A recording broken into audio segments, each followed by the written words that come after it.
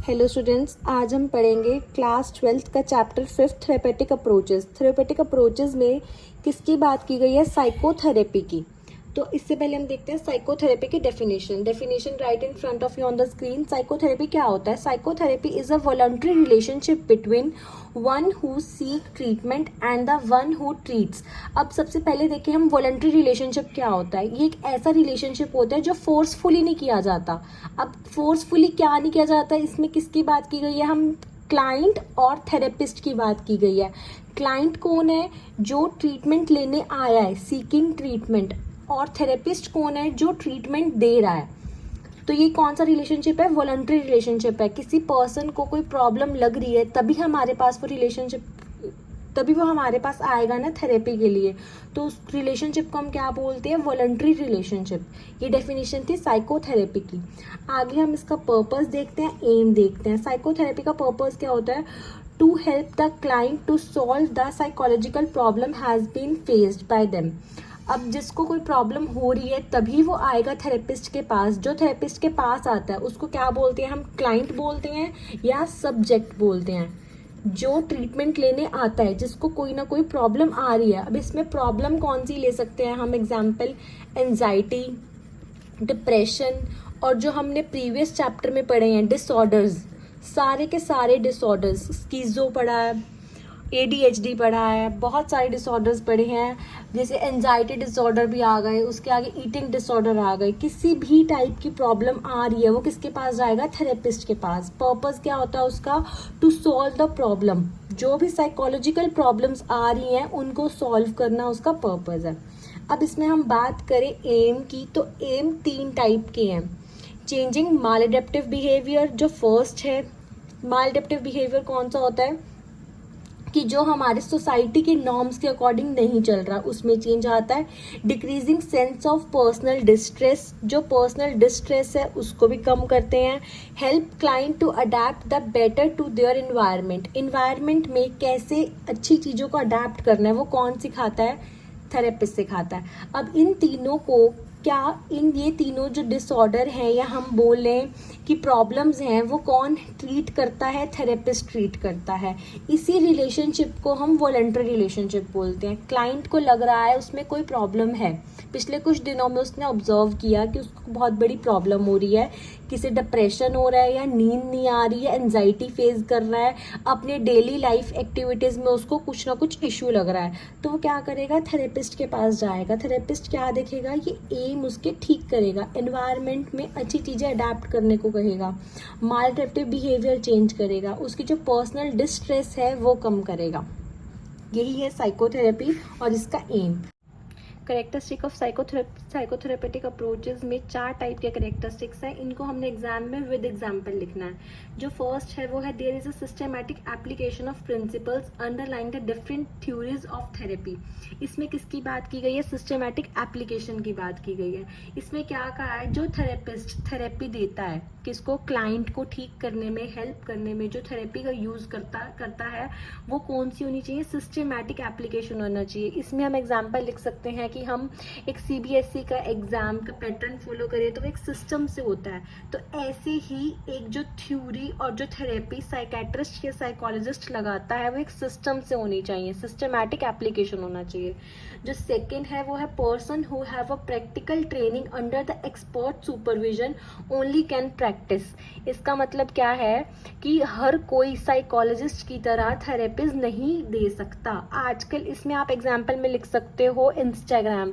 आजकल इंस्टाग्राम पे जो इन्फ्लुएंसर बने हुए हैं वो बोलते हैं ना हम आपकी हेल्प करेंगे, DM मी, कि आपको जो प्रॉब्लम है आप उन्हें पर्सनल मैसेज करो, और वो एक हिसाब से एक्सपर्ट बने हुए हैं। नहीं, सिर्फ और सिर्फ थेरेपिस्ट वही दे सकता है क्लाइंट को जिसके पास डिग्री हो या लाइसेंस हो। RCI अप्रूव्ड लाइसेंस इसके लिए नेसेसरी है। इसका एग्जाम्पल जरूर लिखना है। जो थर्ड है वो है therapeutic situation involve a therapist and a client who seek and receiving help of emotional problem। वही पॉइंट सेम जो हम ऊपर कर चुके हैं, क्लाइंट और थेरेपिस्ट दोनों ही विलिंग हो तभी वो एक दूसरे के साथ मैनेज कर सकते हैं, तभी वो थेरेपिस्ट अपनी जो थेरेपीज है वो लगा सकता है क्लाइंट के ऊपर। क्यों? क्योंकि उसकी इमोशनल प्रॉब्लम्स को ठीक करने में। थर्ड पॉइंट हम पहले पढ़ चुके हैं। उसके बाद जो फोर्थ पॉइंट है वो है interaction of a therapist and a client result in formation of therapeutic relationship. जो क्लाइंट और थेरेपिस्ट का रिलेशनशिप होगा वो क्या होता है? कॉन्फिडेंशियल होता है, इंटरपर्सनल होता है, डायनेमिक होता है। Both of them growth. Both किसको बोला गया है यहाँ पे? थेरेपिस्ट और क्लाइंट को। कॉन्फिडेंशियल में क्यों बोला गया है? कि ऐसा नहीं है ना कि किसी ने आके आपको अपनी प्रॉब्लम बताई और आप बाहर जाके उसका नाम डिस्क्लोज कर दो और मजाक उड़ाओ। नहीं, जो उन दोनों का रिलेशनशिप है क्लाइंट और थेरेपिस्ट का, वो क्या होना चाहिए? कॉन्फिडेंशियल होना चाहिए। Goals of psychotherapies. गोल्स क्या होते हैं साइकोथेरेपी के? फर्स्ट जो है reinforcing the client resolve the betterment. इसमें क्या है? जो क्लाइंट के मन में जो भी नेगेटिव थॉट्स आ रहे हैं उसको रिजॉल्व करना। रिजॉल्व का मतलब होता है सॉल्व करना, उसको बेटर वे में ट्रीट करना। Listening the emotional pressure. जो भी इमोशनल प्रेशर है क्लाइंट के लिए उसको सुनना। Unfolding the potential of positive growth. इसमें हम पाई चार्ट भी बना सकते हैं जो ऐसे बनता है। उसमें यहाँ पे क्या आता है? जो मैक्सिमम एवरेज पॉइंट होता है कि क्लाइंट को एक एवरेज पॉइंट पर ले आओ। एवरेज पॉइंट यहाँ पे किसको बोला गया है? जहाँ पे मैक्सिमम ग्रोथ होती है पर्सन की, वहाँ तक ले आओ। उसके थॉट्स या तो बहुत ही ज़्यादा हाई हो जाएंगे ओवर थिंकिंग में, या बहुत ही ज़्यादा लो, या तो उसका मूड जो हो जाएगा, जो हमने मूड डिसऑर्डर में पढ़ा है कि एक तो होता है कि हाई मूड वाला पॉइंट और एक मूड होता है जो डेथ और सुसाइडल मूड वाला होता है। तो हमने जो क्लाइंट है, थेरेपिस्ट ने क्या करना है? क्लाइंट को एक एवरेज मोड पे लेके आना है जिसमें क्या होता है? उसकी पॉजिटिव ग्रोथ होती है। और क्या करता है ये साइकोथेरेपिस्ट? कौन कौन लगा सकता है? जो साइकोलॉजिस्ट होता है, थेरेपिस्ट होता है। तो थेरेपिस्ट क्या कर सकता है? मॉडिफाई हैबिट्स कर सकता है। किसकी? क्लाइंट की। जो उसकी हैबिट्स गलत हैं कि एंजाइटी लेना या बार बार एग्ज़ाम स्ट्रेस लेना, डिस्ट्रेस, ई स्ट्रेस जो हमने पिछले चैप्टर में किया है, उस स्ट्रेस को कंट्रोल करना। Changing the thinking pattern. Thinking pattern कैसे चेंज कर सकता है साइकेट्रिस्ट? इरेशनल थॉट्स जो होते हैं उनको रैशनल में लेके जाना। इरेशनल कौन से होते हैं? जो नेगेटिव थॉट्स होते हैं उनको पॉजिटिव थॉट्स में लेके जाना। इसका नेक्स्ट पॉइंट हम देखें तो increasing self awareness. Self awareness देना, जो हमने फ्रॉइड की थ्योरी में भी पढ़ा है या वुंड की थ्योरी में पढ़ा है, सेल्फ कॉन्शियसनेस वाला। सेल्फ अवेयर करते रहना पर्सन को। Improve interpersonal relationships and communication. अब कोई एंटी सोशल बिहेवियर वाला पर्सन आपके पास आ जाता है थेरेपी लेने, तो आप उसको क्या समझाओगे? इम्प्रूव करोगे उसके रिलेशन किसके साथ? सोसाइटी के साथ। उसको बोलना, बेसिक मैनर्स सिखाओगे ना कि ऐसे नहीं बात करते या ऐसे करते हैं। ये सब कौन सिखा रहा है? थेरेपिस्ट सिखा रहा है। उसके बाद फैसिलिटेटिंग द डिसीजन मेकिंग। अब जो थेरेपिस्ट होता है वो सिर्फ और सिर्फ डिसीजन दे सकता है, गाइड कर सकता है, ना कि ऑर्डर कर सकता है। ये सबसे इम्पॉर्टेंट चीज़ है। हम किसी को, कोई हमसे थेरेपी लेने आया है तो हम किसी को ऑर्डर नहीं कर सकते कि हाँ तुमने ऐसा ही करना है घर जाके। नहीं, आप सिर्फ और सिर्फ उसको गाइडेंस दे सकते हो, ऑर्डर नहीं दे सकते। जो सेकेंड लास्ट पॉइंट है वो becoming aware of one's choice on life, कि उसकी पर्सन अवेयरनेस है चॉइसेस पे अपनी अपनी लाइफ की। लास्ट पॉइंट है relating to the one social environment in more creative self aware manner, कि हम उसको अवेयर करते हैं किस चीज़ के लिए, फ्रेंड्स के साथ, फैमिली के साथ कैसे रहना है। कि उसको सपोज डिप्रेशन है और उसको एंगर एग्रेशन उसका बहुत ज़्यादा हाई है, जो हमने पिछले चैप्टर में पढ़ा है, उसका डिसऑर्डर जो है वो बहुत ज़्यादा हाई लेवल पे है। तो हम इस लेवल पे क्या कर सकते हैं? उसको एक गाइडेंस देंगे कि अपनी फैमिली और फ्रेंड्स के साथ कैसे रहना है, जब गुस्सा आ रहा है तो उसको कैसे कंट्रोल करना है। ये सब कौन सिखाता है? साइकोलॉजिस्ट सिखाता है, थेरेपिस्ट सिखाता है। कब सिखाता है? जब वो अपनी साइकोथेरेपी देता है पर्सन पे। जो नेक्स्ट टॉपिक है वो है थेरेपेटिक रिलेशनशिप। थेरेपेटिक रिलेशनशिप में किसकी बात की गई है? क्लाइंट और थेरेपिस्ट के रिलेशनशिप की ही बात की गई है। इसके दो मेजर कंपोनेंट्स हैं। फर्स्ट जो है contractual nature of relationship. Contractual क्यों बोला गया है, इसमें किसकी बात की गई है, जो दो लोग हैं, दो यहाँ पे मैं बार बार किसको बोल रही हूँ, क्लाइंट और थेरेपिस्ट को, जो टू पीपल हैं, जो दो लोग हैं, वो विलिंग है individual enter into a partnership which aims at help the client overcome their problem. इसमें किसकी बात की गई है, क्लाइंट की, कि क्लाइंट विलिंग है थेरेपी लेने के लिए, क्लाइंट ने एक्सेप्ट कर लिया है कि उसको कोई डिसऑर्डर है या कोई डेली लाइफ एक्टिविटी में प्रॉब्लम आ रही है जिससे उसको दिखाना चाहिए। फर्स्ट कि क्लाइंट विलिंग है, और सेकंड थेरेपिस्ट भी रेडी है उस क्लाइंट को देने के लिए अपनी थेरेपिस्ट। अब थेरेपिस्ट तो हर किसी को दे सकता है अपनी थेरेपिस्ट, ऐसे तो नहीं है कि पर्टिकुलर कोई उसका फेवरेट क्लाइंट होता है। यहाँ पे हम किसकी बात कर रहे हैं, कॉन्ट्रैक्चुअल नेचर में, कि कभी कभी मैंने आपको पिछले चैप्टर में भी बताया था कि जिसको डिसऑर्डर हाई लेवल पे हो जाता है, उसमें क्या होता है, वो मारने पीटने लग जाता है, एब्यूजिव लैंग्वेज यूज करता है। तो थेरेपिस्ट की भी अपनी चॉइस है ना कि उसको ट्रीटमेंट इस पर्सन को देना है, इस डिसऑर्डर वाले को देना है ट्रीटमेंट या नहीं देना। तो इसमें इसी की बात की गई है कॉन्ट्रैक्चुअल नेचर ऑफ रिलेशनशिप में, कि पहले क्लाइंट आता है थेरेपिस्ट के पास, पहले अब आप किसी डॉक्टर को दिखाते हो तो देखते हो ना कि कौन से डॉक्टर के पास जाना है, ऐसे ही क्लाइंट की चॉइस होती है कि कौन से थेरेपिस्ट के पास उसको दिखाना है। दोनों विलिंग तभी होते हैं। और थेरेपिस्ट की भी पहले चॉइस होती है कि उसको पहले प्रॉब्लम बताई जाएगी कि ये प्रॉब्लम है, ऐसा पेशेंट है, आप इसको ट्रीटमेंट देना चाहते हो, तो दोनों विलिंग होते हैं। उसको बोलते हैं कॉन्ट्रैक्चुअल नेचर ऑफ रिलेशनशिप, कि क्लाइंट भी विलिंग है थेरेपी लेने के लिए और थेरेपिस्ट भी रेडी है अपना ट्रीटमेंट स्टार्ट करने के लिए। जो नेक्स्ट पॉइंट है वो है लिमिटेड ड्यूरेशन ऑफ थेरेपी। इसमें लिमिटेड ड्यूरेशन क्या बात की गई है, alliance last until the client became able to deal with their problems and take control of life. इसमें बात की गई है कि ऐसा नहीं होता, एक हमने मिथ्स बना रखे होते हैं कि जो एक बार साइकेट्रिस्ट के पास या थेरेपिस्ट के पास चला गया तो वो लाइफ टाइम ही थेरेपिस्ट लेता रहता है। ये बहुत लॉन्ग टाइम कंज्यूमिंग प्रोसेस है, लोग कहते हैं, और बहुत एक्सपेंसिव प्रोसेस है। ऐसा कुछ भी नहीं है, सिर्फ और सिर्फ मिथ्स है ये।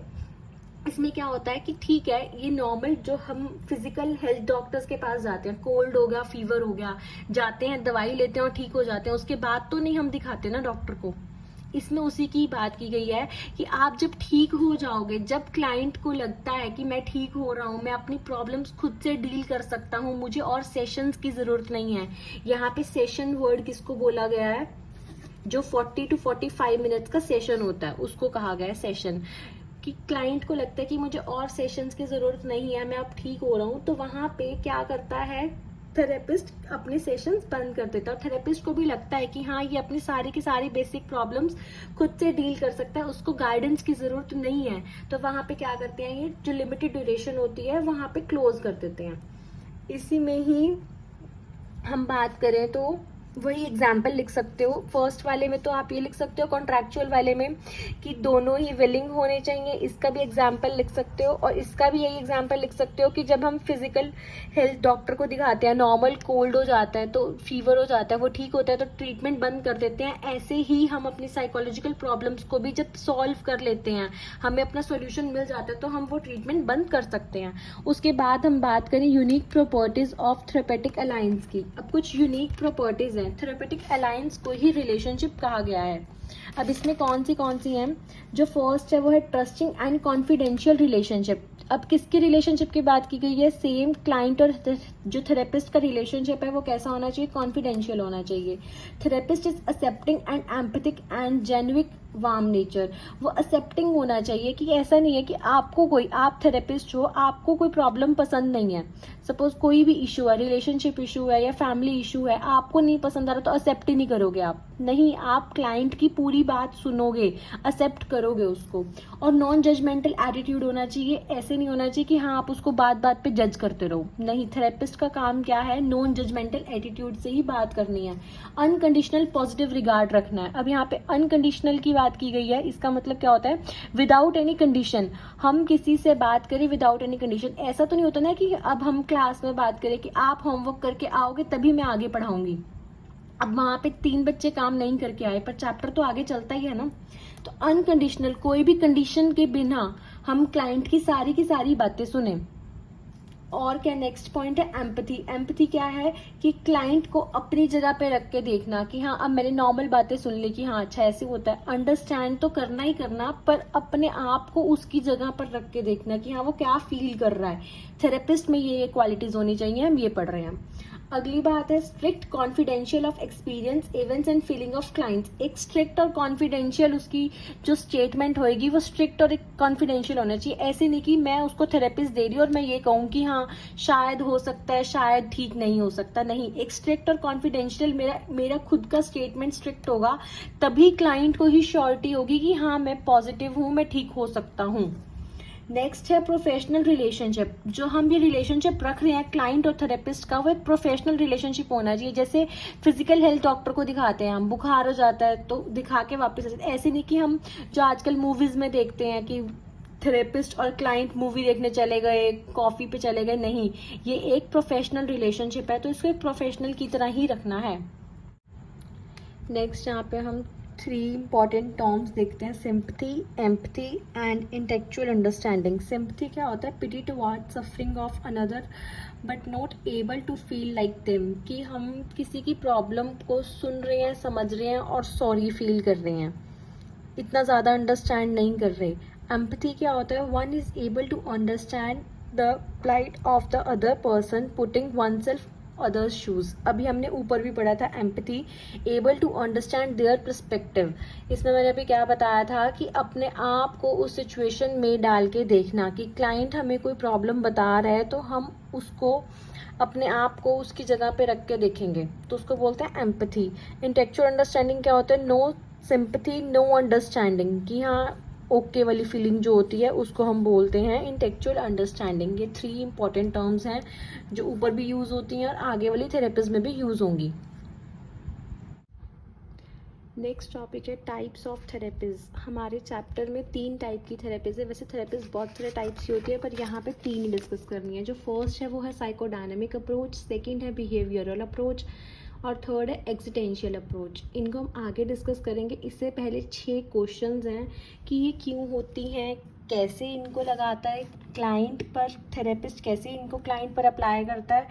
इन 6 क्वेश्चंस के classification of psychotherapist in based of full parameters. अब मैंने आपको अभी बताया 3 टाइप की थेरेपीज होती हैं, तो ये 6 क्वेश्चंस होते हैं जो हम इनमें देखते हैं कि कौन सी थेरेपी कहाँ फिट होती है। इन सब की जो 3 मैं थेरेपिस्ट बार बार बता रही हूँ, साइकोडायनेमिक, बिहेवियरल, एक्जिस्टेंशियल, इनका कॉज अलग अलग है, ट्रीटमेंट अलग अलग है, सबकी ड्यूरेशन अलग अलग है, सिस्टमैटिक एप्लीकेशन अलग अलग है, सबका नेचर अलग अलग है। कॉज में क्या है कि किसी को कोई डिसऑर्डर है, किसी को कोई डिसऑर्डर है। ट्रीटमेंट में किसी को हम कोई और ट्रीटमेंट दे रहे हैं, किसी को हम नॉर्मल कम्युनिकेशन दे रहे हैं, किसी पे हम कोई थेरेपी लगा रहे हैं। ड्यूरेशन, सबका टाइम लिमिट अलग अलग है, सबके सेशन के टाइम्स अलग अलग होते हैं। अब हम देखते हैं कौन से ऐसे 6 क्वेश्चंस हैं जिनमें हम ये 3 थ्योरीज लगा सकते हैं। इन 3 में से हम एक देखेंगे कौन सी फिट बैठ रही है यहाँ पे। जो फर्स्ट क्वेश्चन है वो है what is the cause which has lead to the problem. ऐसे कौन से कोज हैं जिनमें हमें प्रॉब्लम आती है। जो 3 टाइप की थेरेपीज हैं वो हम यहाँ पे लगाएंगे। जो फर्स्ट है वो है साइकोडायनेमिक थेरेपी। इसमें क्या है, इंट्रासाइकिक कन्फ्लिक्ट्स के बारे में बताया गया है। अब यहाँ पे इंट्रासाइकिक क्या होता है, इड, ईगो, सुपर ईगो। अब इंट्रासाइकिक की बात करें कि क्लाइंट के दिल में कुछ और चल रहा है, दिमाग में कुछ और चल रहा है, वो बात है। बिहेवियरल थेरेपी, बिहेवियरल थेरेपी में क्या होता है, faulty learning of behaviour and cognitions. Faulty learning हमने पिछले चैप्टर में भी पढ़ा था, फॉल्टी जीन्स जब आ जाते हैं। इसमें क्या होता है, अपब्रिंगिंग कैसी हुई है, फैमिली कैसी है, आप स्लम एरिया से हो, कहाँ से हो, अच्छे घर से हो, स्लम एरिया से हो, अपब्रिंगिंग उसी हिसाब से होगी, तो वहाँ पे बिहेवियरल थेरेपी लगती है। जो थर्ड है वो है एक्सिस्टेंशियल व्यू पॉइंट। एक्सिस्टेंशियल में क्या होता है, question about meaning of one's life existence, कि ऐसे क्वेश्चंस आने, व्हाई डू आई एग्जिस्ट, मैं क्यों जी रही हूँ, मेरी लाइफ का क्या मोटिव है, मैं अब तक क्या कर रही हूँ, मैंने क्या अचीव किया है। ये सारी प्रॉब्लम्स जब आती हैं तो हम कौन सी थेरेपी लगाएंगे। फर्स्ट क्वेश्चन में यही है कि जब ये प्रॉब्लम्स आएंगी तब हम कौन सी थेरेपी लगा के उसको डील करेंगे।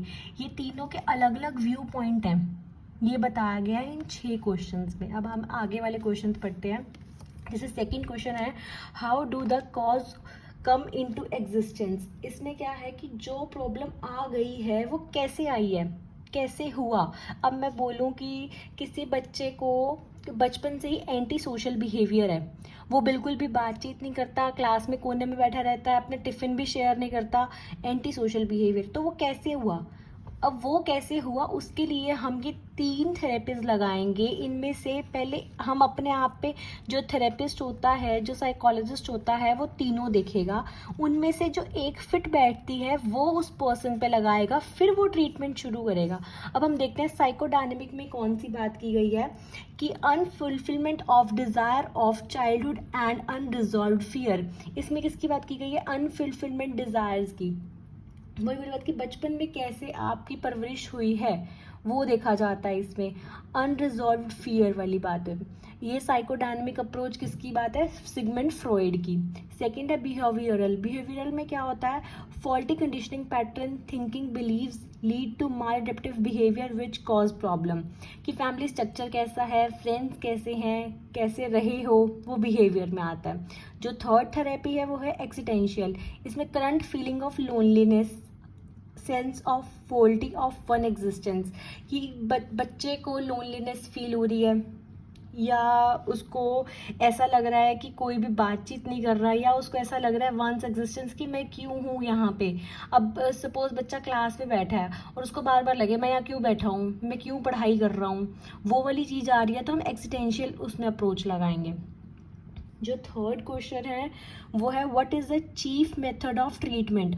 अब यहाँ पे ट्रीटमेंट की बात की गई है कि हम चूज़ करते हैं ना कि किसी को फीवर है तो कौन सी दवाई देते हैं, या कौन से हॉस्पिटल में जाके कौन से डॉक्टर को दिखाते हैं। ऐसे ही ट्रीटमेंट चूज़ करता है कि कौन सा डिसऑर्डर है और कौन सी थेरेपी लगेगी यहाँ पे। जो फर्स्ट है वो है साइकोडायनेमिक। साइकोडायनेमिक में किसकी बात की गई है, free association and dream analysis. ये हम पिछले चैप्टर में पढ़ चुके हैं। फ्री एसोसिएशन क्या होता है, कथारसिज्म एक वर्ड मैंने पिछली बार कराया था कि आपको कोई प्रॉब्लम हो रही है, क्लाइंट हो ना, आप थेरेपिस्ट के पास जाते हो, वहाँ जाके फ्री एसोसिएशन टेक्निक अपनाओगे। फ्री एसोसिएशन में क्या होता है कि आप गए और वहाँ जाके अपनी सारी की सारी फीलिंग्स एकदम से बता दी। ड्रीम एनालिसिस क्या होता है कि जो जो ड्रीम्स में आ रहा है, बात कर रहे हो किसी से, या बुरे ड्रीम्स हैं या अच्छे ड्रीम्स हैं, वो सब एज इट इज़ शेयर करना, वो साइकोडायनेमिक में होते हैं, फ्रॉइड का कंसेप्ट है।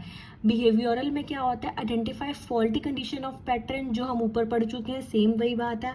And setup alternative behaviour, consequences, challenging faulty thinking.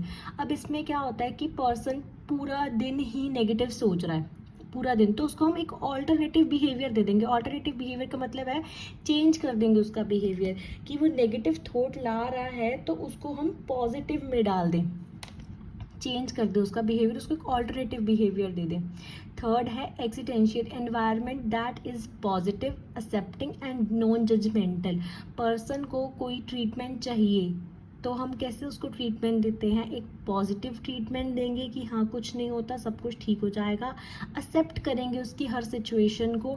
और नॉन जजमेंटल, नॉन जजमेंटल का क्या मतलब होता है कि उसको जज नहीं करेंगे, उसको एक पॉजिटिव इन्वायरमेंट में रख के उसकी सारी बात सुन के फिर हम ट्रीटमेंट शुरू करेंगे।